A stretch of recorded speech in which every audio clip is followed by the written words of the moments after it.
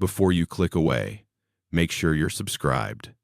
What I'm about to tell you isn't just a story, it's a warning. And if you think it doesn't concern you, you're wrong. Dead wrong. My name is Michael Cole, Staff Sergeant, United States Marine Corps, retired. 37 years ago, I went into a hole in the ground in Siberia with 11 other men. Only 4 of us came back. And what we brought with us, what we saw down there, it changed us, hollowed us out, made us understand that the world you walk through every day is thinner than you think. And beneath it, things are watching. This is classified, buried under layers of denial and black ink. But I'm old now, sick, and I need you to know what's waiting under the ice. It was November 1978. Cold War paranoia was choking the globe. Soviet satellite images had picked up anomalies near the Ural Mountains, seismic disturbances, radio silence from a mining operation that had been active for decades. Then, nothing. The mine went dark. No distress signal. No explanation. Just silence. Washington wanted answers. They wanted to know if it was a weapons test, a reactor meltdown, or something the Soviets were trying to hide. So they sent us. Force Recon, 12 Marines, cross-trained in winter warfare, explosives, and intelligence extraction. We inserted via high-altitude drop 30 miles from the site, moved on foot through terrain that could kill you just by existing. The cold wasn't like anything stateside. It wasn't just temperature, it was alive. It crawled inside your gear, turned your breath to glass, made your bones ache like they were freezing from the inside out. We moved in silence, rifles tight, eyes scanning the endless white. No villages, no wildlife, just wind that screamed across the tundra like it was mourning something. Captain Reese led the column. 34 years old, 2 tours in Vietnam, a man who spoke in clipped sentences and expected perfection. Behind him, Corporal Hayes, our radioman, broad-shouldered, quiet, the kind of Marine who made you feel safer just by being there. Then Sergeant Ortiz, our demolitions expert, always chewing gum, always making dark jokes to cut the tension. Private Malik, the youngest, 22, fresh-faced, still thought we were invincible. I was third in line, eyes forward, mind sharp. We'd done insertions in jungles, deserts, mountains. This was just another op. Or so I told myself. We reached the mine entrance at 0400 hours. It sat in a shallow valley, surrounded by equipment left in place, bulldozers, ore carts, floodlights still mounted on rusted frames, everything dusted in snow, frozen mid-operation, like everyone had just stopped. Looks abandoned, Ortiz muttered, his breath fogging the air. Reese raised a fist. We froze. The mine entrance yawned open, a 10-foot wide shaft descending at a steep angle, shored up with timber and iron beams.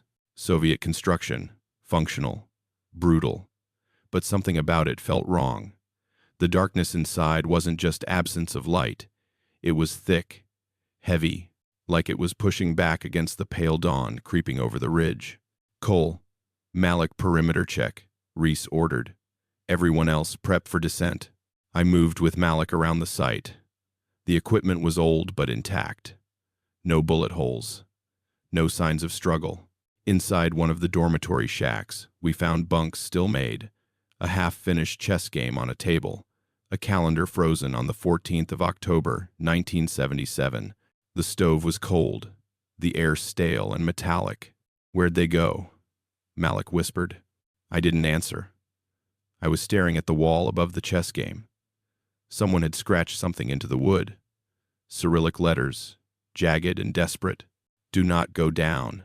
Cole, Malik fall in. Reese's voice crackled over the radio. We returned to the group. I told Reese about the message. He didn't blink. Noted. We proceed as planned. Ortiz checked the shaft's structural integrity. The beams were solid despite the age. Hayes tested the radio static, but functional on shortwave. We roped up, activated helmet lamps, and began the descent. The temperature dropped immediately. not gradually, instantly, like stepping through a membrane into another climate. Our breath turned to fog so thick it obscured our vision. The walls glistened with frost that reflected our lights in strange, refractive patterns. 20 meters down. 50. The shaft was steeper than expected, requiring controlled rappelling. The wood groaned under our weight, but held. Above us, daylight shrank to a pale dot, then vanished entirely. At 70 meters, we hit the first tunnel. It stretched horizontally into darkness, wide enough for 3 men abreast. The walls were rough-hewn stone, lined with rail tracks that disappeared into shadow. Our lights swept across support columns, carved with numbers, Cyrillic markings, indicating depth and direction. "This way," Reese said, following the main tunnel east. We moved in formation, rifles raised, lights cutting through the black. The air tasted stale and mineral-rich, tinged with something else, something organic and faintly sweet. Like decay, but not quite. Older. 50 meters in, we found the first cart. It sat derailed on the tracks, tipped sideways, its contents spilled across the floor. Chunks of ore, tools, a broken lantern. But what caught my attention was the claw marks on the metal, deep gouges, 4 parallel lines, scraped into steel like it was clay. "Animal?" Malik asked, voice tight. Ortiz crouched beside it, ran his gloved fingers over the marks. "No animal I know, and no rust in the grooves. These are fresh." Hayes keyed his radio. "Base camp, this is Recon 1. We've entered the primary tunnel system. Signs of possible wildlife encounter. Continuing sweep. Static." Hissed back. No response. "Interference from the rock," Hayes muttered. "We're too deep." Reese motioned forward. "Stay alert." We pushed deeper. The tunnel began to slope downward again, subtly at first, then more sharply. The rail tracks continued, but the wood supports became sparser, and the walls, smooth now, almost polished, began to change. Symbols appeared, carved into the stone. Not Cyrillic, not any language I recognized. Geometric patterns interlocking with spirals and angular shapes that hurt to look at too long, like they were shifting when you weren't directly focused on them. "Captain," I called softly. Reese stopped. We all gathered around one section of wall where the symbols were densest.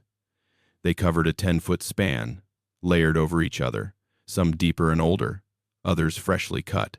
"Soviet miners didn't do this," Ortiz said. "Then who did?" Malik's voice cracked slightly. No one answered. We moved past the symbols in silence. Every instinct screamed to turn back, but orders were orders. Intel first, survival second. The tunnel widened, and then we saw the doors. Massive iron slabs, 12 feet tall, set into the rock face like they'd been grown there. Soviet construction riveted plates, heavy hinges, but the scale was wrong. Too large, too deliberate, and across both doors, painted in faded red, sealed, by order of GRU, military intelligence. The Soviets hadn't just abandoned this mine, they'd locked something in. Reese approached slowly, examining the locking mechanism. Massive iron bars ran through reinforced brackets, secured with chains and padlocks that had rusted solid. "Ortiz," Reese said quietly. Ortiz moved forward with his kit, pulling out bolt cutters and a small torch. "This is going to make noise. Do it fast." The torch flared blue-white, biting into the first chain. The sound echoed sharp, metallic, wrong in the oppressive silence. Sparks showered the ground. The chain snapped. Then the second. Then the bars. As Ortiz worked on the final lock, I noticed something. The frost on the doors, it was moving. Not melting.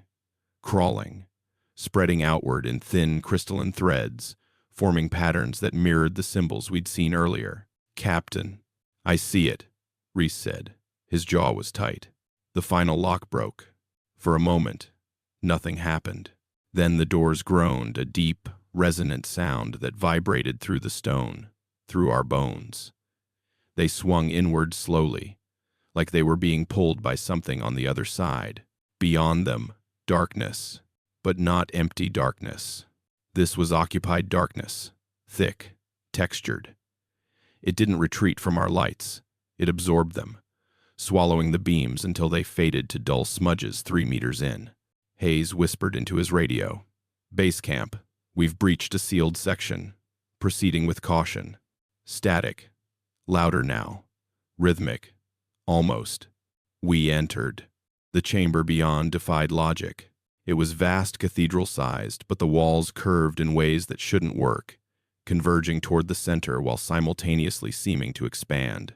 Our lights revealed more symbols, covering every surface, layered so densely the original stone was invisible, and the scale of them, some were inches tall, others stretched 10 feet across, carved with inhuman precision.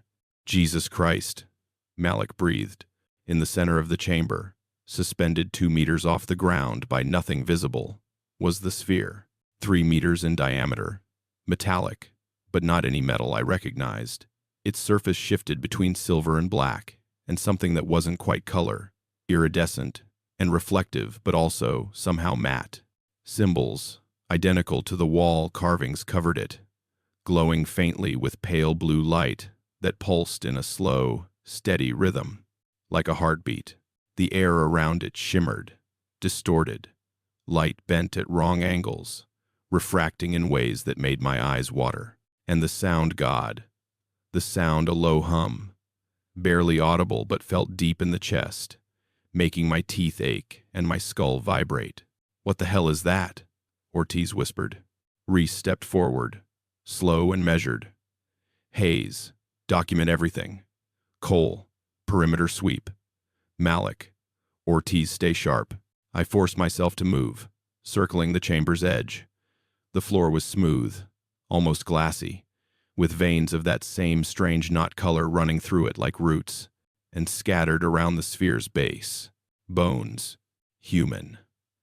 Dozens of skeletons, dressed in rotted Soviet mining gear, collapsed in concentric circles around the sphere. Some were curled fetal, others reached toward it, fingers stretched in desperate supplication. Their skulls were cracked open from the inside. "Captain," I called. Reese joined me, looked down at the remains. His expression didn't change, but his breathing quickened. "Malik," he said, "get samples. Hayes, photos. Ortiz." A sound cut him off. A whisper. Not words. Not exactly. More like the memory of words, spoken in a language that predated language itself. It came from everywhere and nowhere, vibrating through the stone, the air, inside our heads. Malik stumbled backward, hands to his helmet. "Do you hear that?" "Stay calm," Reese ordered, but his voice was strained. The hum from the sphere intensified. The blue glow brightened, casting long shadows that moved independently of our lights. And the whispers grew louder, overlapping, urgent, hungry. Hayes dropped to one knee, camera clattering to the floor. His hands shook. I can see." "Hayes, report," Reese barked. But Hayes wasn't looking at us anymore. He stared at the sphere, eyes wide, pupils dilated. Cities. Oceans made of glass. Towers that reach through dimensions. Things that eat time. His voice cracked. "It's showing me. It's showing me everything." The chamber shook. Dust rained from above. The symbols on the walls flared brighter, the light synchronized with the sphere's pulse, and beneath the whispers, another sound emerged, a grinding, scraping noise, like stone sliding against stone. From the far side of the chamber, where our lights couldn't reach, something moved, not walked, unfolded, tall, impossibly thin, limbs that bent in too many places, ending in hands with too many fingers. Its head was featureless except for a vertical seam that split its face from crown to chin. And when that seam opened, the smell hit first. Copper and sulfur and something chemical that burned my nostrils. Then the sound, a wet, clicking vocalization that made my brain itch. "Contact!" Ortiz screamed, raising his rifle. The thing lunged. Fast. Too fast. It crossed 20 meters in a heartbeat, limbs blurring, that vertical mouth gaping wide to reveal rows of inward-pointing teeth. Ortiz fired. The muzzle flash lit the chamber like lightning. The rounds hit center mass. I saw the impacts, saw the thing jerk backward, but it didn't fall. It laughed, a sound like breaking glass. Move. Move. Reese shoved Malik toward the door. We ran. Behind us, more shapes unfolded from the darkness. 3, 5, a dozen. Their clicking harmonized into a chorus that drowned out the whispers, drowned out our breathing, drowned out everything except raw, primal terror. The doorway 20 meters. 15. Hayes tripped, went down hard. I grabbed his arm, hauled him up, felt something cold brush past my neck too close. Intimate, tasting. 10 meters. A scream behind us. I glanced back. Malik was down. One of those things crouched over him. Its hands plunged into his chest, pulling. Malik! Ortiz turned, firing on full auto. Ortiz, no! Reese shouted. But Ortiz was already moving back, laying down, suppressing fire. The thing scattered, inhumanly agile, climbing the walls, the ceiling, defying gravity. We hit the doorway. Reese grabbed Ortiz, physically dragged him through. I was last, slamming into the iron door, pushing it closed with Hayes. Something wedged into the gap. An arm. Long. Bone white. Fingers spreading, gripping the door's edge, pulling it open with strength that shouldn't exist. Hold it! Hayes roared. We threw our weight against it. The arm pushed back. The vertical mouth appeared in the gap, inches from my face, breath like acetone and rot. Ortiz jammed his rifle barrel into the opening and fired. The arm jerked back, shrieking. We slammed the door shut. Silence. Heavy breathing. The hum of the sphere, muffled now but still present, vibrating through the iron. Malik. Ortiz's voice was hollow. He's gone, Reese said flatly. We move. Now. We ran. The tunnel felt longer going back, tighter. The walls pressed in, the ceiling lowered. Our lights flickered the shadows resisted the light, clinging to corners, thickening in our peripheral vision. And the whispers followed, not behind us, inside us, crawling through our thoughts, showing flashes of impossible things, worlds where geometry folded wrongly, beings that existed in more dimensions than 3, civilizations that rose and fell in spans of time, measured in epochs, not years. Hayes collapsed against the wall, vomiting. Keep moving. Reese hauled him up, but Hayes's eyes were vacant. They're older than Earth, he mumbled. Older than the sun. They were here first. We're the intruders. We're the infection. Hayes, shut up, Ortiz snapped. We reached the vertical shaft. The rope still hung there, swaying slightly despite no breeze. Above, the surface was a pinprick of gray light. Up, Reese ordered, fast and quiet. I went first, clipping onto the rope, ascending hand over hand. My arms burned. My lungs screamed. Behind me, Hayes climbed mechanically. Ortiz behind him. Reese taking rear guard. 50 meters up. The whispers grew louder. I looked down, bad idea, and saw them emerging from the tunnel below. Dozens. They moved like spiders, like liquid, like nothing that should exist in 3-dimensional space. Their mouths opened in unison, that clicking sound harmonizing into something almost like song. Climb! Reese fired down the shaft. The gunfire was deafening in the enclosed space. Ortiz pulled a grenade, yanked the pin, dropped it. The explosion shook the shaft. Timber cracked. Dust and smoke billowed upward, choking us. But the creatures didn't stop. They climbed through the flames, through the debris, bodies burning but not dying. 70 meters. Hayes slipped. His hand lost grip. He swung out, feet scrambling for purchase. I grabbed his harness, held him. I got you. His eyes met mine, empty, broken. Let me go, he whispered. No. But he reached down, unclipped his harness, and fell. I lunged, missed, watched him plummet into the darkness, into the waiting mass below. They caught him, pulled him into their midst, and the sounds. I climbed faster. 80 meters. 90. The light grew brighter. Reese's voice below. Cole, go, go. I hit the surface, rolled onto the snow, gasping. Ortiz emerged seconds later. Then Reese, covered in blood not his, I realized. He'd fought them hand to hand at the bottom. Run. We sprinted across the compound. Behind us, the mine groaned. The ground shook. And from the shaft, a sound like worlds collapsing. The entrance imploded. Stone and timber and iron folded inward, the earth swallowing itself, the shaft sealing in a cloud of dust and snow. We hit the ground, covered our heads as debris rained down. Silence. I looked back. Where the mine entrance had been, only smooth ground remained, dusted with fresh snow, like it had never existed. Radio, Reese gasped. Call extraction. Ortiz fumbled with the radio. Static. He adjusted frequencies, tried again. More static. Then a voice. Distant. Broken. Khan. Achat. Report. Your status. Extraction needed immediately. Ortiz barked coordinates. Copy. Bird inbound. 20 mics. We waited in the snow. Rifles aimed at nothing.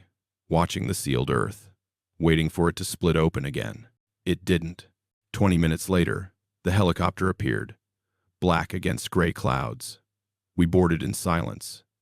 Didn't speak as the pilot banked away. Didn't look at each other as Siberia shrank beneath us. But as we crossed into friendly airspace, I saw it. Far below, at the site we'd just left, the snow was moving. Patterns forming.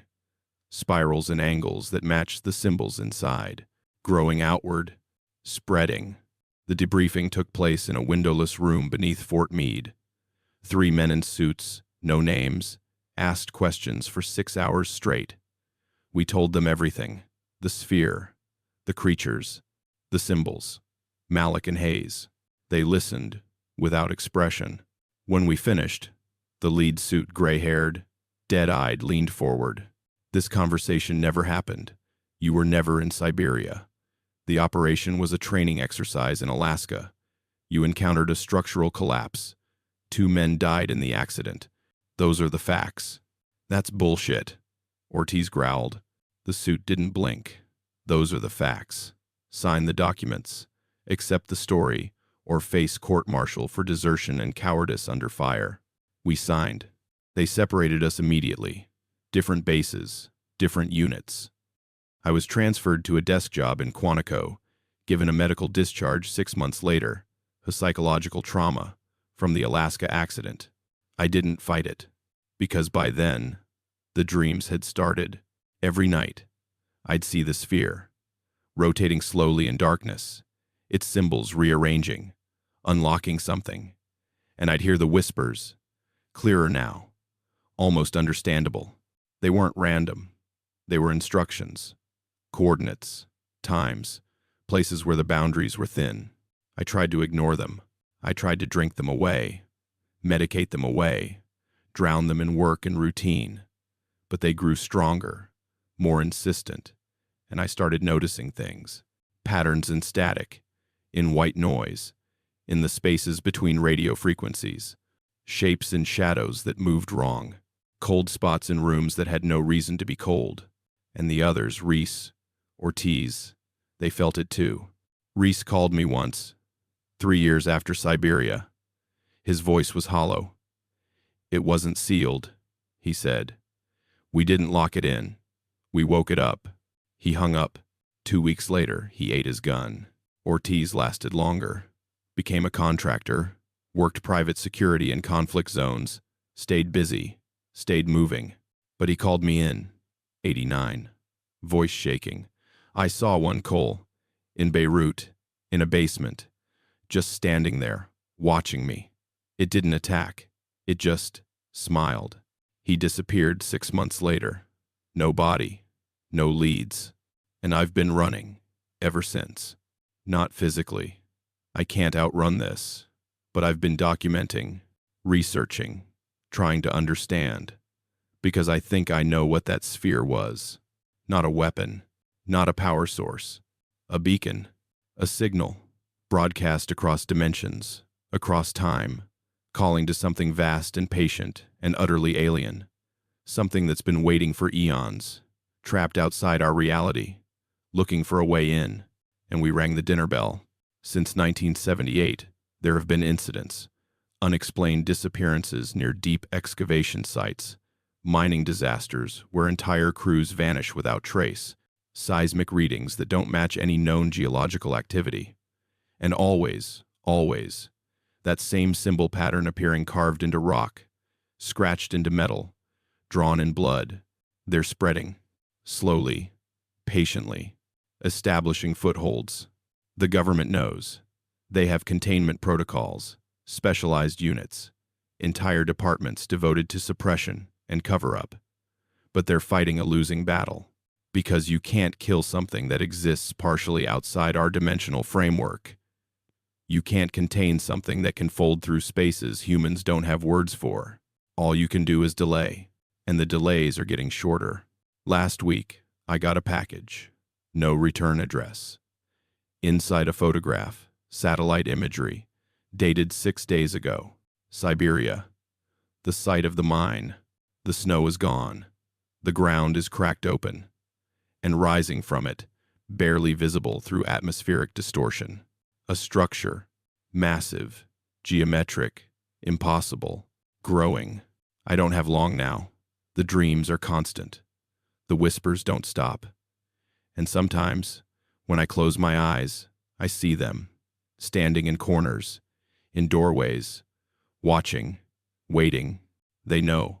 I remember. They know I understand. And I think they're grateful. So I'm telling you this because you need to know. Not to prepare, you can't. Not to fight, you won't win. But to witness. To understand that the world is not what you think it is.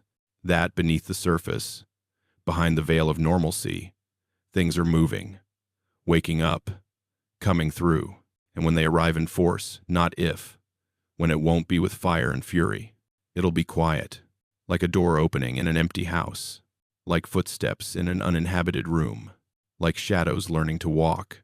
I need to tell you what happened to the samples. Before we evacuated, before the mine collapsed, Reese had grabbed something. I didn't see it clearly in the chaos. A fragment, maybe 6 inches long, broken from the sphere's base. He'd stuffed it into a specimen bag, secured it in his pack. During the debriefing, he didn't mention it. Neither did Ortiz or I. The suits never asked. 3 weeks later, Reese called me to a bar in Alexandria. We sat in the back corner, speaking in low tones, eyes constantly scanning for surveillance. I had it analyzed, he said. Off book. A friend at MIT owes me his career. He ran every test available, and Reese's hand shook as he drank. It's not metal, not organic, not mineral. It doesn't fit anywhere on the periodic table. Its molecular structure, coal. It's organized in ways that require conscious design, but the complexity is beyond anything human engineering could produce.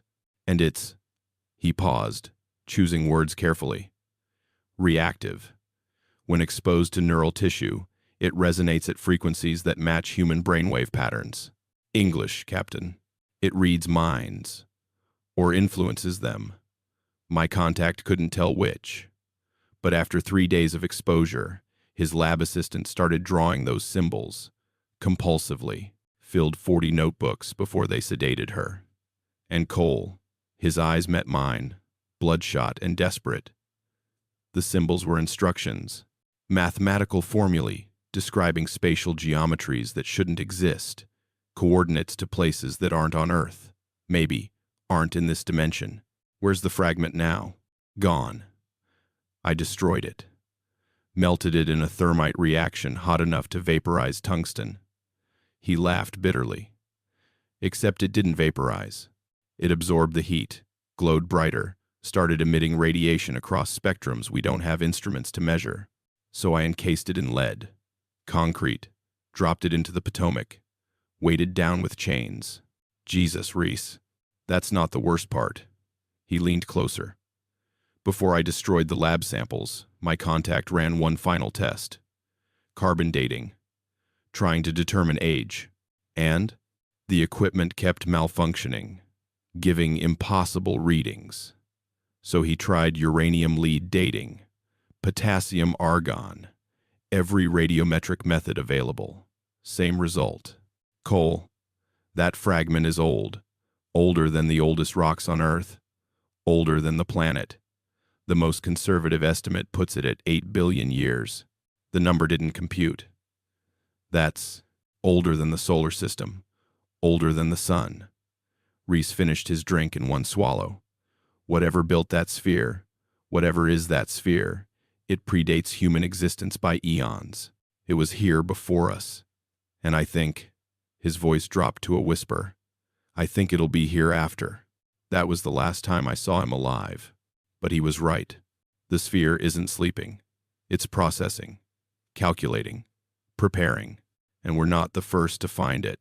I spent years researching, digging through archaeological records, historical accounts, mythologies, and once you know what to look for, the patterns emerge. Ancient Sumerian texts describe stars that fell before time began, and metal gods buried beneath the mountains. Tibetan monks have oral traditions about the beneath world of perfect angles, where reality bends and the old ones dream. Inuit legends speak of the thing that waits under ice, a presence that predates the glaciers, that whispers to hunters who venture too far north. And the symbols, those impossible, mind-breaking glyphs, they appear everywhere, carved into megalithic structures, etched into cave walls 40,000 years old, hidden in the decorative patterns of cultures that never contacted each other, separated by continents and millennia. Humanity has been finding that sphere, or others like it, for thousands of years, and every time we do, civilizations collapse.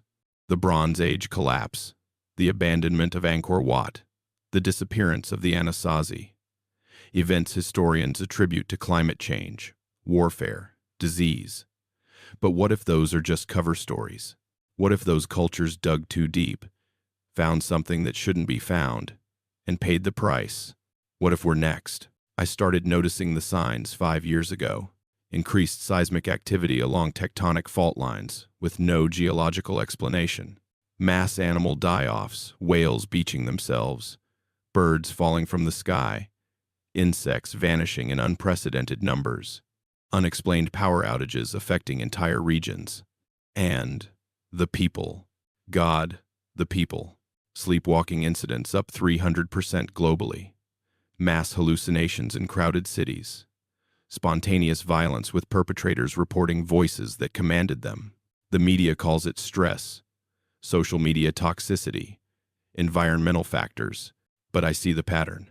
They're preparing us, softening the boundaries, making reality more flexible so when they finally come through, when they fully manifest, the transition will be seamless. I'm not alone in understanding this. There are others, not many, scattered across the globe, people who've had contact, who've seen things, who carry the knowledge like a tumor growing in their minds. We don't organize, can't. Any attempt to communicate, to coordinate, draws attention. So we operate independently, documenting, warning, preparing small pockets of resistance that will ultimately prove futile, but feel necessary anyway. Because what else can we do? 6 months ago, I was contacted by a woman named Dr. Sarah Chen, geophysicist. She'd been part of a research team drilling ice cores in Antarctica when they hit something at 3,400 meters depth. Not ice, not rock, architecture, smooth surfaces at perfect right angles, metallic composition unknown, and carved across every exposed section, those symbols. She sent me photos, encrypted, routed through 7 proxy servers. The images showed tunnels, vast and angular, descending deeper than their equipment could measure. And, at the edge of their floodlights, barely visible, movement. shapes that defied perspective, that seemed to exist in more dimensions than three, that watched the researchers with intelligence that was cold, analytical, hungry. The drilling was classified immediately. The site sealed. The research team dispersed, separated, subjected to the same protocol we'd faced in '78, but Dr. Chen kept samples, microscopic fragments of the structure, and when she analyzed them, she found something that confirmed my worst fears. The material was identical to the sphere. Not similar. Identical. Molecular structure, composition, even the radioactive signature, which means the sphere in Siberia isn't unique. It's part of a network. Nodes positioned across the globe, probably the entire solar system, forming a grid, a web, a communications array of unimaginable scale. And each node is a doorway, a point of entry. Dr. Chen sent me coordinates. 17 sites worldwide where geological surveys have detected similar anomalies. Deep underground, beneath oceans, entombed in ice and stone and tectonic pressure. All of them are waking up, resonating at increasing frequencies, synchronizing. She theorized, and I believe she's right, that the network requires a certain threshold of activation. Once enough nodes come online, once the signal reaches sufficient strength, the barriers between dimensions will thin enough for them to cross, permanently. How long? I asked her over our encrypted call. Her voice was steady, resigned. 5 years, maybe 10. The progression is exponential. Each activation accelerates the next. Can it be stopped? Long silence. Cole, this isn't an invasion. It's a reclamation. They were here first. We're the squatters. And the eviction notice has been served. She hung up. I tried to trace the call. The number led to a morgue in Vancouver. Dr. Sarah Chen had died 3 days before our conversation. Carbon monoxide poisoning. Accidental, of course. But the files she sent were real. And the implications, I can't think about them without the whispers intensifying. So I push forward. Document. Prepare. Warn. Because you deserve to know. You deserve to understand that the ground beneath your feet is thinner than you think, that the sky above is not empty, that in the spaces between moments, in the frequencies beyond human perception, they are working, building, waiting, coming, and when they arrive, it won't be with spacecraft or armies. It'll be quiet. Reality will simply shift.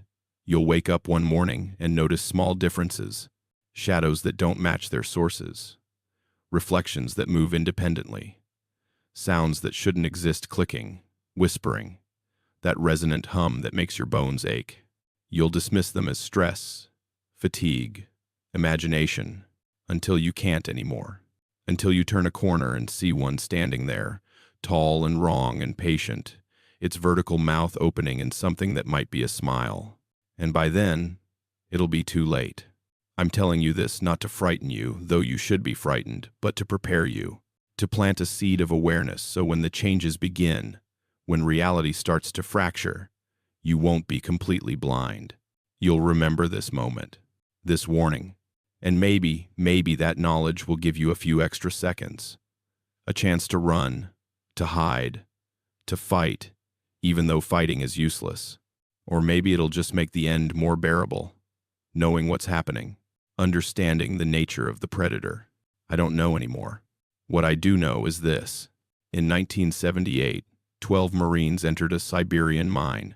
4 came back, and the 8 who died were the lucky ones. Because they never had to carry what we found, never had to live with the knowledge that humanity's existence is a brief flicker between eternities of darkness, that we're not the dominant species, never were, never could be. We're just temporary, and our time is almost up. 3 days ago, I had my final dream, different from the others, clearer, more vivid, not fragmented images and sensations, but a complete, coherent experience that felt less like a dream and more like a transmission. I was standing in the chamber again, the one beneath Siberia. But it was changed. The sphere was gone.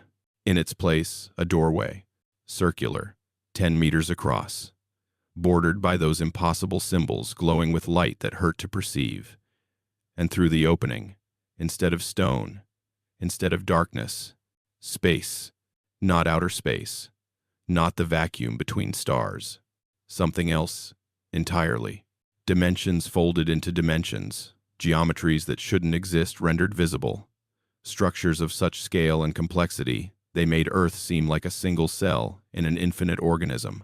And moving through those spaces, them, billions, trillions, vast migrations of entities that existed in forms human language cannot adequately describe. Some were nearly physical, with bodies that obeyed most conventional laws. Others were purely mathematical conscious equations, sentient patterns that moved through reality like thoughts move through minds. And they were all converging toward the doorways, toward Earth. In the dream, I could see the network clearly. 17 primary nodes, hundreds of secondary connections, all pulsing in synchronization, all building toward a single moment of convergence, when the barriers would dissolve and the migration would begin. Not an invasion, a homecoming. Earth wasn't their target, it was their birthplace. The sphere, the symbols, the structures buried beneath ice and stone. They're not alien installations. They're anchors, dimensional pinions driven into reality billions of years ago by entities that evolved here, that originated here, before the continents formed, before the oceans filled, before life as we understand it emerged. We didn't discover something alien. We found the remnants of the original occupants, and now they want their planet back. In the dream, one of them turned toward me. I can't describe its form. My mind rejects the memory, replaces it with static and geometric approximations. But I remember its attention, the weight of its focus, intelligence so vast it rendered human consciousness insignificant, yet not cruel, not hostile, inevitable.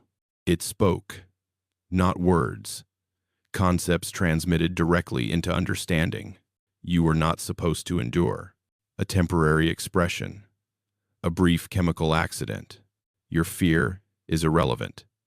Your resistance is impossible. We are coming home. Then it showed me the timeline. 18 months. That's how long we have.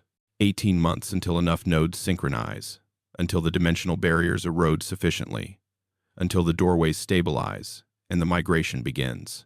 And once it starts, it will not stop, cannot stop. Within a decade, humanity will be repurposed, not exterminated. That would be inefficient. Will be incorporated, adapted, transformed into components of their ecosystem, biological machines serving functions we can't comprehend. Some will retain fragments of awareness, trapped, conscious, unable to control their own bodies as they perform tasks for masters that barely acknowledge their existence. Most will simply cease. Neural patterns dissolved, memories erased, the meat recycled into something useful. I woke up screaming, clawed at my skin, trying to remove the sensation of their attention, that crushing weight of inevitability. But the worst part, the truly unbearable part, was the relief. For decades, I've carried this burden, the knowledge, the fear, the responsibility to warn, to document, to resist, and now there's an endpoint, a date, 18 months. I don't have to run anymore, don't have to struggle. The outcome is fixed, determined. All I have to do is wait. That relief is seductive, dangerous, because it would be so easy to give up, to stop warning people, to let the remaining time pass in numb acceptance. But I can't. Not while there's still a chance, however infinitesimal, that someone, somewhere, might find a solution I couldn't, might see an angle I missed, might possess knowledge or tools or connections that could alter the equation. So I'm recording this, broadcasting it as widely as I can, uploading it to servers across the internet, encrypting it, hiding it in places the suppression teams won't think to look. And I'm including everything: coordinates, dates, scientific data, Dr. Chen's research, Reese's analysis, Every shred of evidence I've accumulated over 37 years. Use it, share it, investigate it, or don't. Maybe I'm wrong. Maybe I've gone insane, driven mad by trauma and guilt. Maybe there is no network, no migration, no ancient entities returning to reclaim their world. Maybe the dreams are just dreams, but deep down, in the part of my mind that still remembers standing in that chamber, feeling the sphere's pulse synchronized with my heartbeat, seeing those creatures unfold from impossible angles, I know the truth. They're coming, and we can't stop them. But we can witness, we can document, preserve, ensure that when humanity's chapter ends, there's a record, proof that we existed, that we understood, even if we couldn't survive, that we mattered, however briefly. This will be my last entry. Yesterday, I noticed the first symptoms. Started with the headaches sharp, localized behind my right eye, pulsing in rhythm with a frequency I can't hear but feel. Then the nosebleeds, blood too dark, too thick, leaving stains that shimmer with that same iridescent, not color as the sphere. This morning, I looked in the mirror and saw symbols, faint, barely visible, forming beneath my skin like bruises, geometric patterns spreading across my chest, down my arms, following the paths of veins and nerves. I'm being rewritten, changed from the inside out. It's not painful. That's the terrifying part. It feels natural, like my body is remembering something it forgot eons ago, reverting to a form it was always meant to have. The whispers are constant now, not intrusive, not commanding, welcoming, inviting me to let go, to stop resisting, to accept the transformation, and join something greater than individual existence, to become part of the network, a node in the vast consciousness that's awakening across the globe.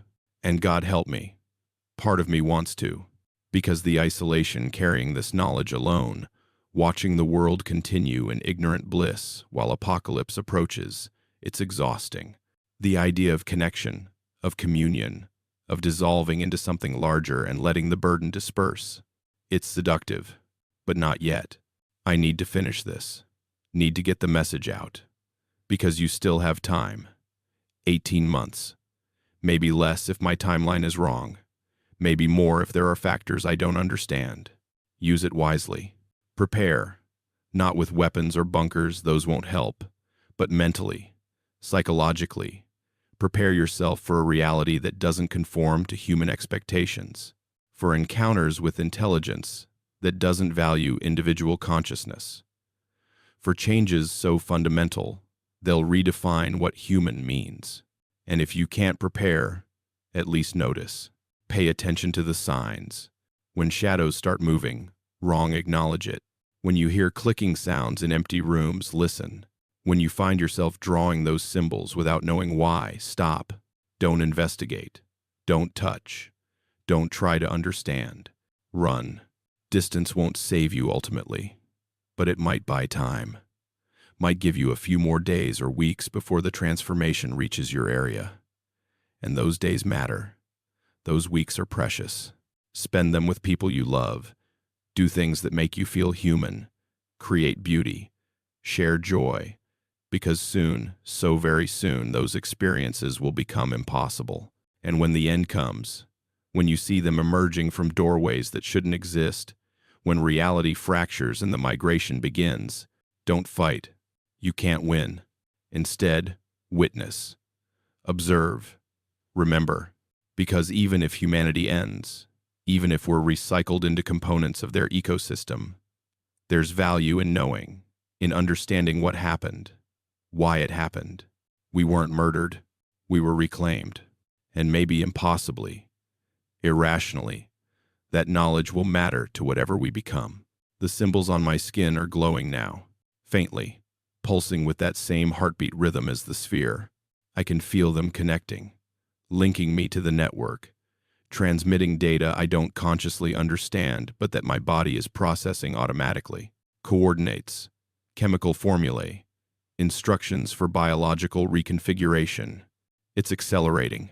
Hours, maybe, not days. So this is it. My final warning. My last attempt to pass along the truth before I become something else. In 1978, 12 Marines entered a Siberian mine. 4 came back, and one of them, me, held out for 37 years before the transformation finally claimed him. Was it worth it? The running, the hiding, the constant fear? I don't know. But I tried. I warned you. And now it's your turn. Survive if you can. Resist if you must. But above all, remember. Remember that humanity existed, that we built civilizations, created art, loved and struggled and dreamed, that we were more than biological accidents, more than temporary chemical reactions. We were real. And even though our time is ending, even though something older and vastly more powerful is reclaiming what was always theirs, we mattered. Hold on to that, because soon it may be the only truth left. My vision is blurring now, colors shifting into spectrums I don't have names for. The walls of my apartment are becoming transparent, revealing structures beneath wires, pipes, wood beams, but also other things, threads of energy, dimensional interfaces, the hidden infrastructure of reality made visible. I can see the network, all of it. 17 nodes glowing like stars across a map of Earth, connections spreading between them, thickening, strengthening, and through those connections, shapes moving. Getting closer. 18 months was wrong. It's happening faster, much faster. Weeks, maybe. I need to upload this now, while I still can. While my hands still remember how to type, how to press buttons, how to perform human tasks. To whoever finds this, don't come looking for me. There's nothing left to find. Just another empty apartment, another unexplained disappearance, another statistic in the rising tide of anomalies the authorities will dismiss and suppress. But the files are real. The coordinates are accurate. The warning is genuine. Use it. Share it. Survive. And when they finally arrive, when the doorways open and the migration begins, when you see me, or what I've become, standing in the spaces between moments, existing in angles that shouldn't exist, don't scream. Don't run. It won't help. Just remember. Remember Michael Cole, Staff Sergeant, United States Marine Corps, the man who tried to warn you, the man who failed. And the thing that came after, they're here, in my apartment, 3 of them, standing perfectly still, watching with attention that feels almost affectionate. I understand now. They're not monsters. They're shepherds, and we're the flock being brought home. My fingers are changing, lengthening. The keyboard is becoming difficult to... The symbols are beautiful. Why didn't I see it before? The patterns, the mathematics, the perfection of the design. It's all so clear now, so obvious. We were never meant to be separate. Individual consciousness is inefficient, wasteful, but together, we become... This message was compiled from fragmented data recovered from multiple servers. Original author identity, redacted. Cross-reference with operational files suggests connection to 1978 Siberian incident. Classification level Omega Black. If you're reading this, the automated upload protocols succeeded. The files are distributed. The warning is propagating. But I need you to understand something critical. Everything Cole wrote is true, but not complete. I'm Dr. Sarah Chen. Yes, that's Sarah Chen, the one who supposedly died in Vancouver. I didn't. That was misdirection. Because I found something Cole didn't know. Something that changes everything. The network isn't just waking up, it's choosing. During my research in Antarctica, before the shutdown, I discovered variants in the nodes. They're not identical. They're specialized. Some broadcast, some receive, some judge. The node we found was different. It was interviewing us, testing, evaluating, running simulations through our minds while we slept, assessing humanity's collective consciousness, determining our worthiness. Not for survival, we were never going to survive. For integration. The entities returning aren't conquerors. They're gardeners. And Earth is their garden. They seeded it billions of years ago with the potential for conscious life, then left. Let evolution run its course. Returned periodically to check progress. Those ancient encounters Cole researched weren't accidents. They were inspections. And now, the harvest. But here's what Cole didn't realize. What the transformation prevented him from understanding. We have a choice. Not collectively, humanity as a whole is being reclaimed. That's inevitable. But individually, we're being offered options based on what the nodes learned about us. Dissolution, complete recycling, painless cessation. Integration, becoming part of the network consciousness, maintaining fragments of identity while joining something vast. Or transcendence, for a select few, those who demonstrated creativity, adaptability, the capacity for conscious evolution. There's a third path, transformation into something new, not human, not them, but a synthesis, a bridge, species. I was offered transcendence. I accepted, and now I exist in ways human language cannot adequately convey. I perceive dimensions Cole couldn't imagine. I understand the mathematics of reality, the elegant algorithms underlying existence. But I remember being human, being limited, being afraid, and I'm using what I've become to send this final addendum, this last piece of truth. When they arrive, pay attention. The nodes will evaluate you, probe your consciousness, judge your essence, and based on what they find, you'll be assigned a path. Most will dissolve. That's not cruelty, it's efficiency. Their patterns weren't complex enough to warrant preservation. Some will integrate. They'll become threads in the vast consciousness, contributing to something greater while retaining echoes of who they were. And a precious few, will be offered transcendence. If you're reading this, if you understood everything Cole wrote, if you felt the truth in his words and didn't dismiss them, you might be a candidate. So when the evaluation comes, when you feel their attention focusing on you, when the whispers become invitations, don't panic. Think. Demonstrate the qualities they value: curiosity, adaptability, the ability to accept paradigm shifts without fracturing. Show them you're worth preserving. Not as you are, that's not possible, but as what you could become. It won't be human survival, but it will be survival. And in the cosmos they inhabit, in the reality they're bringing with them, that's the best any of us can hope for. The doorway's open in 42 days. Use them wisely.